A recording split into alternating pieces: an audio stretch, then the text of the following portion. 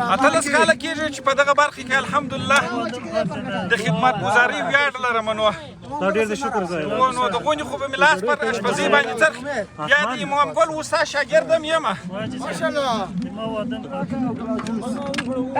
نو چې تاسو خپله فکر وکړئ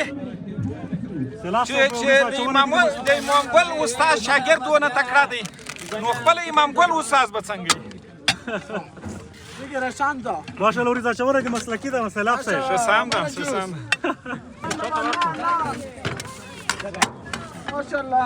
یو خاطر انتقال کړو ته ورته مارا دوستانو دا ساده واده دغه شخوان کې کلیوالي واده مو جوړ کړی دی دوستانو ورته وګوره فقط یوازې غوښې وریجې بلې چای نشته دوستانو یا خواته دی ونیسئ دا مو راړوه دا وراړوه ژر ژر ژر